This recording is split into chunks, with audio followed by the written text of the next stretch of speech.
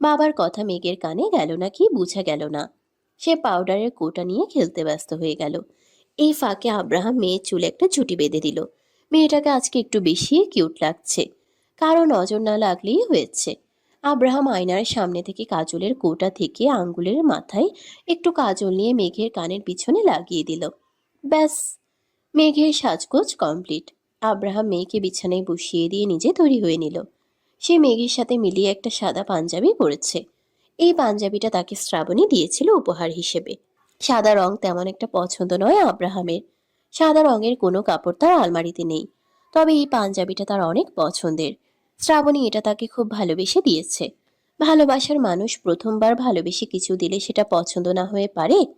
Abraham ফটাফট ready হয়ে মেয়েকে কোলে নিয়ে নিচে নেমে এলো। বাড়িতে ইতোমধ্যে মেহমানের সমাগম শুরু হয়ে গেছে। নিচে আসতেই শিহাবদের সাথে দেখা হলো তাদের। ওই বাড়ি থেকে নিধি ছাড়া সবাই এসেছে। নিধির শরীরটা বিশেষ ভালো নেই বলে সে আসতে পারেনি। এই নিয়ে সাফওয়ানের সাথে তার 3 দিন যাবৎ ঝগড়া চলছে। ভাগ্নিকে দেখা মাত্রই তাকে কোলে তুলে নিল শুভ। শুভর সাথে মেঘের সাক্ষ্যতা ভালো। বড় মামার সাথেও তার ভালোই ভাব আছে। সে ভাব জমাতে পারে না শুধু মেজো মামার সাথে। মেজো মামার কোলে গেলেই তার নেচার কল আসে। এতে শিহাব নাক সিটকায়। তাতে অবশ্য ভ্রুক্ষেপহীন রয় মেঘ। মেঘকে শুভর কোলে দিয়ে তাদের সাথে কিছুক্ষণ কথা বলে আব্রাহাম শ্রাবণীকে খুঁজতে গেল। অনেকক্ষণ যাবৎ শ্রাবণীর দেখা পাচ্ছে না সে। কোথায় যে গেল মেয়েটা? শ্রাবণীকে খুঁজতে খুঁজতে রান্নাঘরে চলে এলো আব্রাহাম। শ্রাবণী তখন জর্দার পোলাও রান্না করছিল।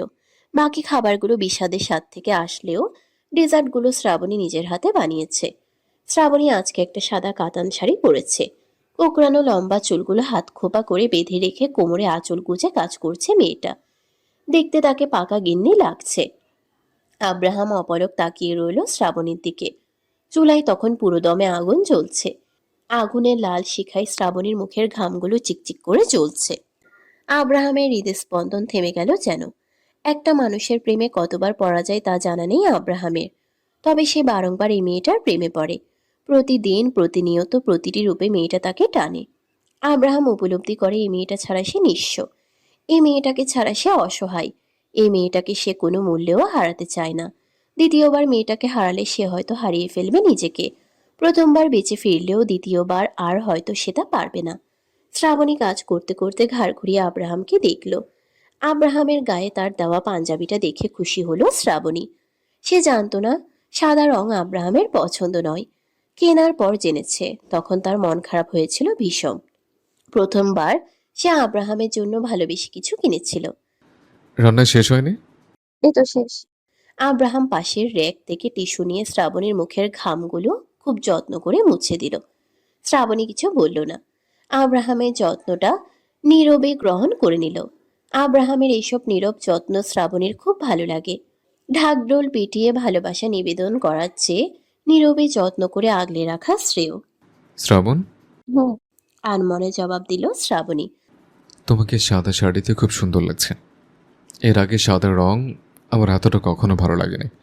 আব্রাহামের কথায় শ্রাবণী হাসল, শুধু কিছু বলল না। মিনিট দুয়েক শ্রাবণীর দিকে তাকিয়ে থেকে আব্রাহাম তাকে আবার ডাকলো।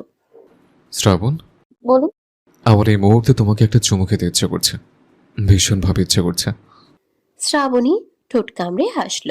নিজের গালটা এগিয়ে দিল আব্রাহামের দিকে। আব্রাহাম বুঝেছিল স্ত্রীর নীরব সম্মতি। আব্রাহাম বুঝে নিল স্ত্রীর নীরব সম্মতি। সে চুমু খেল স্ত্রীর নরম কপলে। আব্রাহামের এই ছোঁয়ায় কেঁপে উঠল শ্রাবণীর দেহটা। তা দেখে আব্রাহাম হাসল। শ্রাবণী যতবার তার ছোঁয়ায় কেঁপে উঠে ততবার মুগ্ধ হয় আব্রাহাম। মনে হয় এই তো ভালোবাসা, এই তো জীবন, এই তো সুখ। সে তো নিজের এই ক্ষুদ্র জীবনে এই সুখটাই চেয়েছিল। এই সুখটুকু পেতে তাকে কম জ্বলতে হয়নি, কম পড়তে হয়নি। না জ্বলে না পুড়ে পাওয়া সুখে শান্তি কোথায়? শান্তি তো জ্বলে পুড়ে পাওয়া সুখেই। কিছুক্ষণের মধ্যেই কেক কাটার অনুষ্ঠান শুরু হলো। আজকে থিম সাদা। মেঘের জামা থেকে শুরু করে কেক আর সাজানো সবকিছুই সাদা। মেয়ের সাথে মিলিয়ে মেয়ের বাবা মাও আজকে সাদা পরেছে। ওদের 3জনের ছাড়া বাকি সবার জন্য আজকের দিনে সাদা জামা নিষিদ্ধ ছিল। মেয়েকে কোলে তুলে 2 লেয়ারের কেকটার সামনে দাঁড়ালো আব্রাহাম। মেঘ বারবার হাত বাড়িয়ে কেকটা ছুঁতে চাইছে। নিজের ছোট ছোট হাত দিয়ে কেকটা চটকে দিতে চাইছে সে। আব্রাহাম মেয়ের থাবা থেকে অসহায় কেকটাকে বাঁচানোর সর্বাত্মক চেষ্টা করছে। কেকটা কাটুন, তাহলেই ও শান্ত হবে। আব্রাহাম তাই করল। মেয়ে যে তার অল্পতেই স্থির হওয়ার মানুষ নয়। আব্রাহাম নিজের হাতে ছুরিটা নিয়ে আলতো করে মেঘের হাতটা ধরে তা কেকের উপর চালিয়ে দিল। মুহূর্তের মধ্যেই ফয়েজি বাড়ির বিশাল ড্রয়িং রুমটা ভরে উঠল করতালি আর জন্মদিনের গানের শব্দে। সকলের এত উচ্ছ্বাস দেখে মেঘও উচ্ছ্বসিত হয়ে উঠল। সে নিজের ছোট্ট হাত দুটো দিয়ে তালি দিতে লাগলো। শ্রাবণী কেকের ছোট একটা টুকরো নিয়ে মেঘের মুখে দিল। মেঘ মিষ্টি তেমন খেতে চায় না। মিষ্টি কিছু মুখে দিলেই সে জিহবা দিয়ে ঠেলে বের করে দেয়। এবারেও তার ব্যতিক্রম হলো না। মা তার মুখে কেক দেওয়া মাত্রই তা সে বের করে দিল। মেয়ের এমন কাজে মুখ বেঁকালো শ্রাবণী। কারণ সে জানে বাপ দেওয়া মাত্রই এই মেয়ে কেকটা মজা করে খাবে। বাপের সাথে তার গলায় গলায় ভাব কিনা। মা তো বানের জলে ভেসে এসেছে।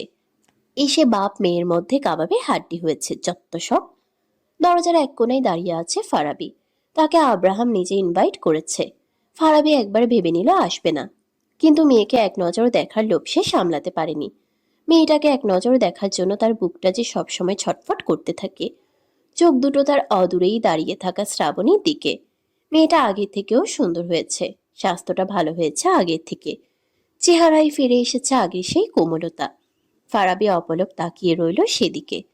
শ্রাবণীকে হাসতে দেখে তার বুকের ভেতরে রক্তক্ষরণ শুরু হয়েছে।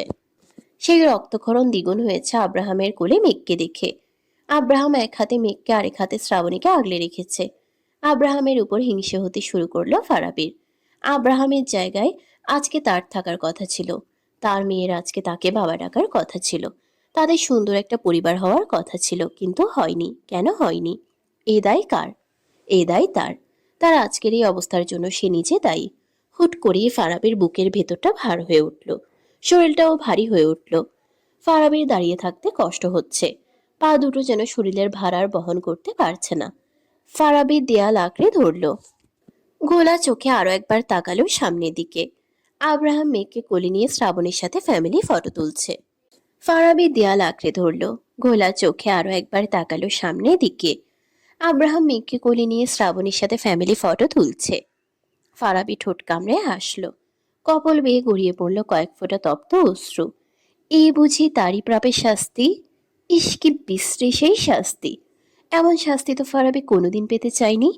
তবে কেন সে এমন বিশ্রী শাস্তি পাচ্ছে? এর থেকে তো মরণও সহজ আর আরামদায়ক শাস্তি ছিল তার জন্য।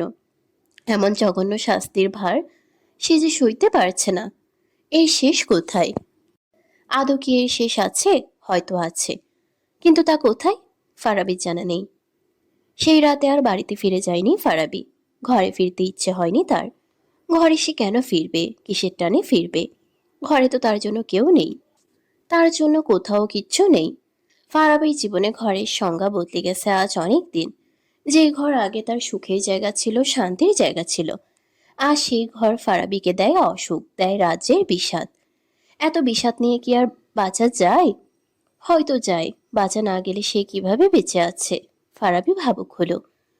মনে প্রশ্ন জাগলো, আসলেই কি সে বেঁচে আছে? হয়তো আছে। এই তো নিঃশ্বাস চলছে। শুধু নিঃশ্বাস চললেই কি মানুষ বাঁচে? বেঁচে থাকার জন্য কি শুধুই নিঃশ্বাসটা চলা যথেষ্ট? হুম। বেঁচে থাকার জন্য শুধু নিঃশ্বাসটা চলাই যথেষ্ট নয়। বেঁচে থাকতে হলে কারণ লাগে, যে কারণ আমাদের বাঁচার তাগিদ দেবে। এই সুন্দর পৃথিবীতে আমাদের বেঁচে থাকার জন্য উৎসাহিত করবে। যে কারণের জন্য মনে হবে পৃথিবী সুন্দর। এই সুন্দর পৃথিবীতে বেঁচে থাকার মতন সুন্দর অনুভূতি আর দুটো হয় না। এই পৃথিবীতে ভালোবাসার মানুষটার হাতে হাত রেখে গোটা একটা জীবন কাটিয়ে দেওয়ার মতন সুন্দর অনুভূতি আর দুটো হয় না। আজ 4 দিন পর বাড়ির পথ ধরল ফারাবি। আজকেও ঘরে ফিরতে ইচ্ছে হয়নি তার। নিজের ইচ্ছার বিরুদ্ধেই আজকে বাড়ি ফিরছে সে। না চাইতেও ফিরছে। সোসাইটিতে তখন মিটিং বসেছে। ফারাবি এক নজর সেদিকে তাকিয়ে নিজের ফ্ল্যাটের দিকে চলে গেল। মিটিংয়ে তার তেমন আগ্রহ না থাকলেও মিটিংয়ে অবস্থিত সকলে তার প্রতি আগ্রহী খুব। মিটিংটা যে তাকে নিয়েই বসেছে। ফারাবি ঘরে ঢুকেই সোজা চলে গেল বাথরুমে। এই 4 দিন গোসল করা হয়নি তার। পুরো শরীর তার কুটকুট করে চুলকোচ্ছে। প্রায় আধ ঘন্টা সময় নিয়ে গোসল করে বের হলো ফারাবি। বাথরুম থেকে বের হতেই ড্রয়িং রুমে মানুষের শোরগোল শুনতে পেল সে। মাথা মুছতে মুছতে পা ঘুরিয়ে সেদিকে গেল ফারাবি। ড্রয়িং রুমের সোফায় সোসাইটির ম্যানেজার সহ আরো কয়েকজনকে বসে থাকতে দেখে ভ্রু কুঁচকাল সে। আপনারা হঠাৎ এখানে? ফারাবিকে দেখে আলতো করে হাসলো ম্যানেজার। বলল, হঠাৎ করে আর কোথায়? আপনার তো দেখাই পাওয়া যাচ্ছে না আজকাল। তা কোথায় থাকছেন আজকাল? ম্যানেজারের কথা শুনে খানিকটা বিরক্ত হলো ফারাবি। সে কোথায় থাকছে না থাকছে তা দিয়ে এই লোকের কাজ কি? ফারাবি একবার ঘাড় ঘুরিয়ে এক কোনায় দাঁড়িয়ে থাকা মাইশাকে দেখল। কাচুমাচু হয়ে দাঁড়িয়ে আছে মেয়েটা। ফারাবির সন্দেহ হলো, এই মেয়ে আবার কিছু করলো নাকি? আবার কি অঘটন ঘটিয়েছে সে? আবার কার স্বামীর দিকে নজর গেল এই মেয়ের? ফারাবি মাইশার থেকে নজর সরিয়ে আবারও তাকালো ম্যানেজারের দিকে। বলল, কি হয়েছে জেরেকা শোন। ফারাবির কণ্ঠের ধার দেখে আবারও হাসলো ম্যানেজার। কথায় বলে, চোরের মায়ের বড় গলা। এখানে তো চোরের গলাটাই বড়, একেবারে রাজ হাঁসের মতন লম্বা। ঠিক আছে, সোজা কথা সোজাভাবেই বলছি। আমরা আর চাইছি না আপনারা এই সোসাইটিতে থাকুন। ম্যানেজারের কথা শুনে ফারাবি অবাক হলো বটে। হুট করে কি এমন হলো যে তাদের সোসাইটি ছাড়তে হবে? সোসাইটি কেন ছাড়তে যাব হঠাৎ? কি এমন হয়েছে যে সোসাইটি ছাড়তে হবে আমাদের? মাইশার দিকে তাকিয়ে দাঁতে দাঁত চেপে কথাটা বলল ফারাবি। তার দৃঢ় বিশ্বাস মাইশাই কিছু না কিছু একটা অঘটন ঘটিয়েছে। মাইশার মতন মেয়েরা কখন কি করে বসে তার বিশ্বাস নেই। ফারাবির কথা শুনে ম্যানেজার আবারও হাসলেন। বললেন, দেখুন মিস্টার ফারাবি, এটা ভদ্রলোকের সোসাইটি। এখানে যারা থাকে সকলেই তাদের একটা ক্লাস করেছে। এখানে সকলকেই আপনারা সম্পর্কে জানে। এসব আপনাদের ঘরোয়া বিষয় বলে আমরা এতদিন নাক না গলাই নিয়ে এসবে। এতদিন যখন নাক গলাননি, তবে আজকে কেন নাক গলাতে এসেছেন? ফারাবির গলায় স্পষ্ট বিরক্তি। আমি আপনাদের ব্যক্তিগত বিষয়ে যাব না, চারিত্রিক সনদও দিব না। ব্যক্তিগত জীবনে আপনি কি করছেন কি করবেন তা আপনার ব্যাপার। এই সোসাইটিতে আগে কখনো পুলিশ আসেনি। আপনার জন্য 2 দিন পুলিশ এসেছে সোসাইটিতে। এটা সোসাইটির জন্য খুবই বিশ্রী একটা ব্যাপার। এতে সোসাইটির ইমেজও খারাপ হয়েছে কিছুটা। পুলিশ এসেছে আমার জন্য? কিন্তু কেন? ফারাবির কণ্ঠে স্পষ্ট অবিশ্বাস। তা দেখে ম্যানেজার বললেন, আপনি কি আসলেই কিছু জানেন না নাকি না জানার ভান করছেন? জানলে নিশ্চয়ই আপনাকে প্রশ্ন করতাম না আমি। আপনার বিরুদ্ধে মামলা হয়েছে, ঋণ খেলাপি আর দুর্নীতির মামলা। ফারাবি যেন আরো এক দফা অবাক হলো। কিসব বলছেন? মামলা হবে কেন? আর কে করেছে মামলা? এত কিছু তো আমাদের জেনে কাজ নেই। এত কিছু আমরা জানতেও চাই না। আমরা শুধু চাই আপনারা এই সোসাইটিতে থেকে চলে যান। এমনিতেই আপনার সম্পর্কে আমরা অনেক আগেই কমপ্লেন পেয়েছি। বিষয়টা আপনাদের ব্যক্তিগত বলে আমি কিছু বলিনি, কিন্তু এখন বিষয়টা অন্য। আপনার জন্য 2 দিন 3 দিন পর পর সোসাইটিতে পুলিশ আসবে, সেটা তো হতে পারে না। তাছাড়া আপনার স্ত্রী অসুস্থতা সম্পর্কেও আজকাল চর্চা হওয়া শুরু হয়েছে। আমরা কেউ চাই না আমাদের সোসাইটির নাম খারাপ হোক। অনেক সহ্য করেছি, কিন্তু আর পারছি না। নিজের কথাগুলো শেষ করে উঠে দাঁড়ালেন ম্যানেজার। তার সাথে উঠে দাঁড়ালেন বাকি সকলেও। তারা একবার মাইশা আর ফারাবিকে দেখে চলে গেলেন নিজেদের মতো করে। কারো চেহারায় ছিল তীব্র তাচ্ছিলতা, তো কারো চেহারায় ছিল তীব্র ঘৃণা। সকলে চলে যেতেই মাইশার দিকে এগিয়ে এলো ফারাবি। ওরা এসব কি বলে গেছে? কিসের মামলা আর কিসের অসুস্থতা তোমার? মাইশা চোখ বন্ধ করে ঢোক গিলল। তোমার অফিসের বস তোমার নামে মামলা করেছে। তুমি নাকি অফিস থেকে মোটা অঙ্কের টাকা সরিয়েছ। ঘুষেরও অভিযোগ আছে তোমার নামে। মাইশার কথা শুনে আকাশ থেকে পড়ল ফারাবি। তার বিশ্বাস হচ্ছে না অফিসের বস তার নামে এমন মিথ্যা মামলা করেছে। বসের সাথে তার সম্পর্ক বন্ধুর থেকে কম কিছু নয়। লোকটা আপদে বিপদে সবার আগে তার কাছেই ছুটে আসতো।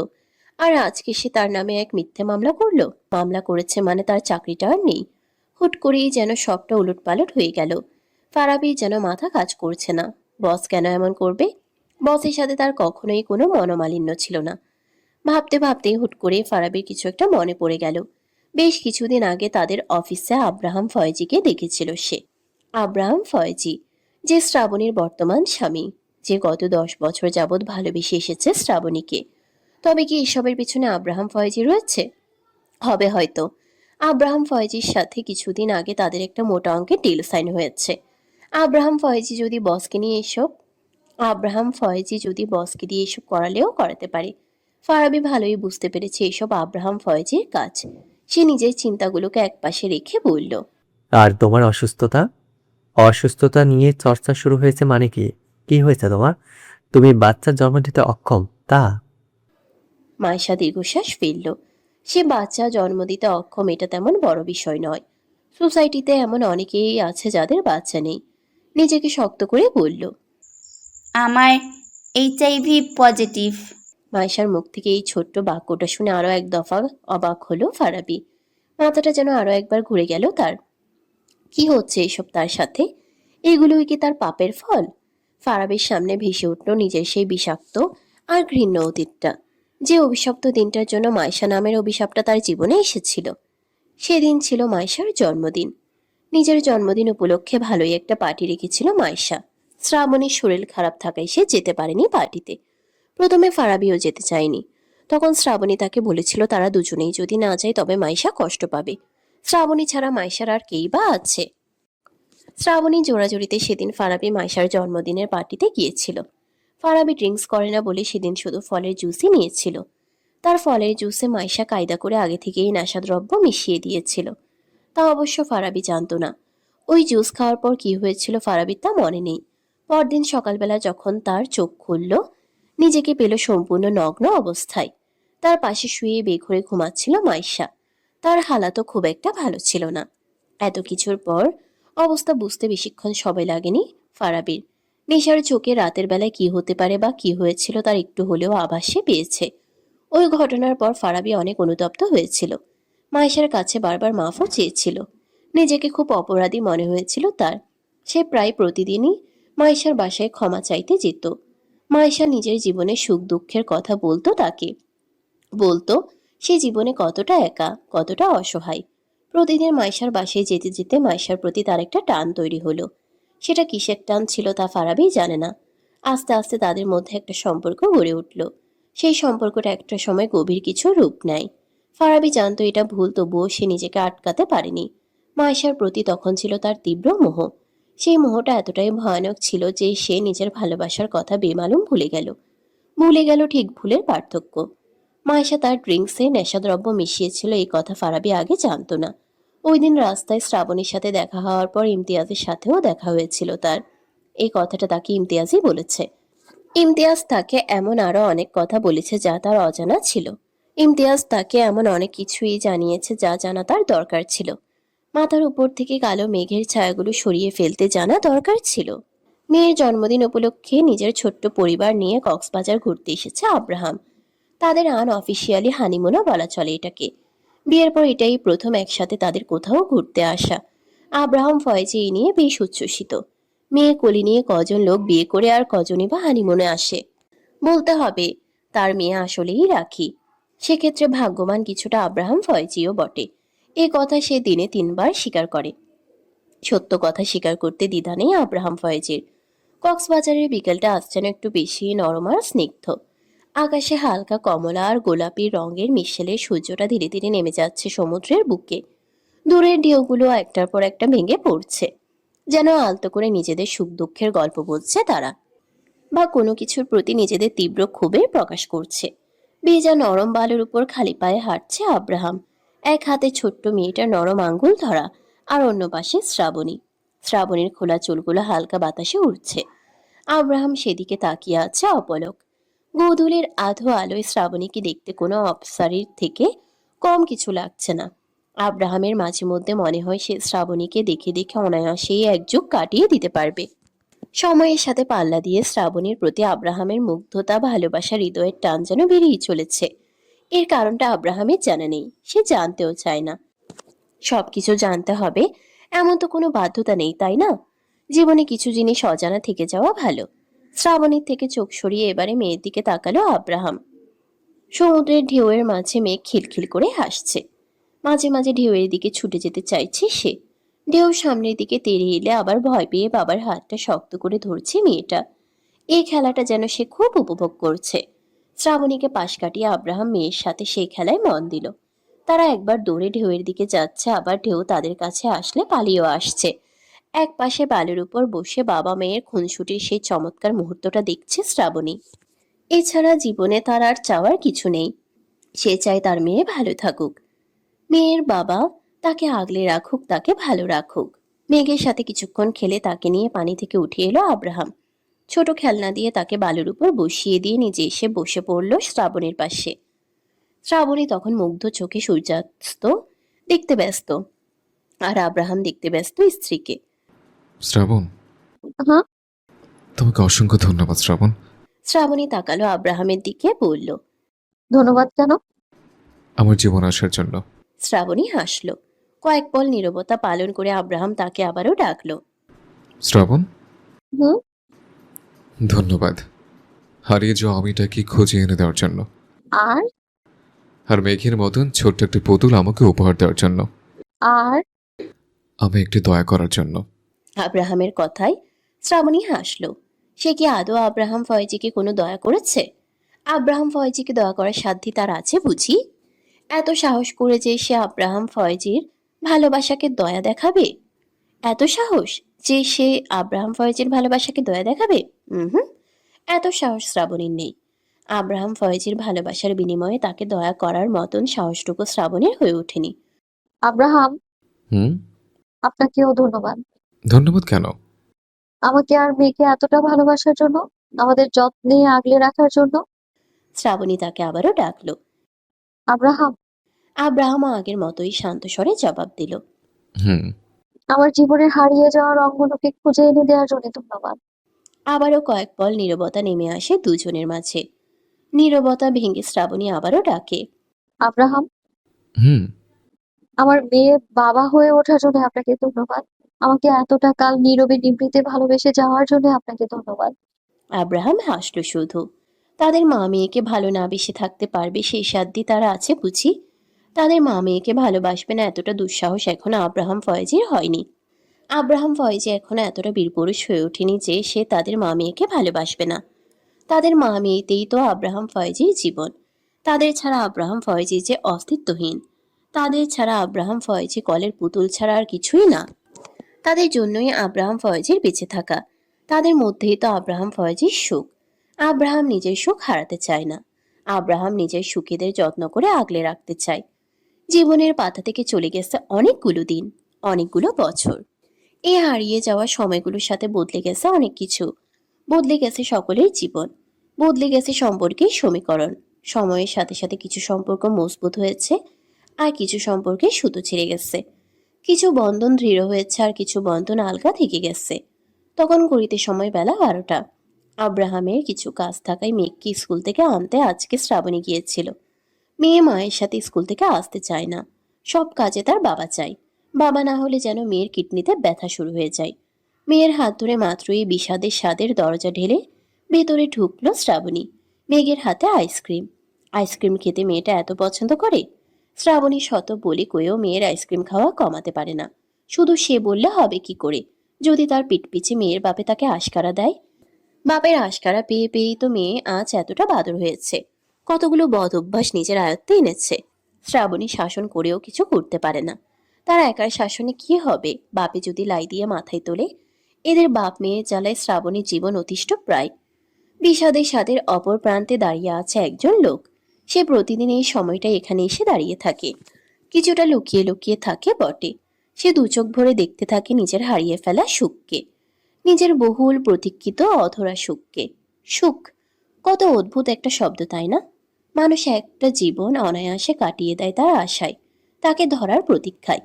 এক জীবনে কতজন পায় সেই সুখের দেখা? যারা পায় তারা কি পরম ভাগ্য নিয়েই না দুনিয়াতে এসেছে? বিধাতা তাদের উপর নিজের সবটুকু কৃপা যেন ঢেলে দিয়েছেন। নিজের মেয়েটাকে এক নজর দেখলে খুব শান্তি পায় ফারাবি। শ্রাবণী মেয়েকে ছুতে দেয় না ঠিক, কিন্তু লুকিয়ে দেখতে তো মানা নেই। মেয়েটা তার চোখের সামনেই তরতর করে বড় হয়েছে। বাবার ভালোবাসাতেই বড় হয়েছে সে। আব্রাহাম ফয়েজি মেয়েটার জীবনে বাবার অভাব আসতে দেয়নি। মেয়েটা জানে না বাবা না থাকার দুঃখ কেমন। মেয়েটা তো এটাও জানে না ফারাবি হাসান নামের একজন লোক এই পৃথিবীতে আছে, যে তাকে ভালোবাসে, খুব ভালোবাসে তাকে। ফারাবি তখন তাকিয়ে আছে বিষাদের স্বাদের দিকে। একটু পরেই তড়িঘড়ি করে রেস্তোরাঁর দরজা ঠেলে ভেতরে ঢুকলো আব্রাহাম। কোলে তার বছর দুয়েকের একটা বাচ্চা ছেলে। ফারাবি ফ্যাল করে তাকিয়ে রইল সেদিকে। বাচ্চাটা যেন শ্রাবণীর ফটোকপি। কোথাও কোনো গরমিল নেই। তার শ্রাবণ মা হয়েছে। আরও একটা প্রাণকে সেই পৃথিবীতে এনেছে। তার সেই নাজুক কোমল শ্রাবণ এখন 2 সন্তানের মা। ফারাবের হৃদয়টা ভরে উঠল যেন। সে আকাশের দিকে মুখ করে বিড়বিড় করে আওড়ালো। শ্রাবণের মেঘগুলো সব আমার আকাশে বৃষ্টি হয়ে নামক। তোমার আকাশ ভরে উঠুক বসন্তের ফুলে। তুমি সুখী হও। আমার ভাগের বাকি সুখটুকু তোমার হোক শ্রাবণ। সেই সুখ আমি তোমায় দিতে ব্যর্থ হয়েছি, তা আব্রাহাম ফয়েজি ফুঁসিয়ে দিক। তুমি ভালো থেকো শ্রাবণ, খুব ভালো থেকো তুমি। তুমি ততটা ভালো থেকো যতটা ভালো থাকলে আমি হিংসায় জ্বলে যাব, জ্বলে পুড়ে মৃত্যু হবে আমার।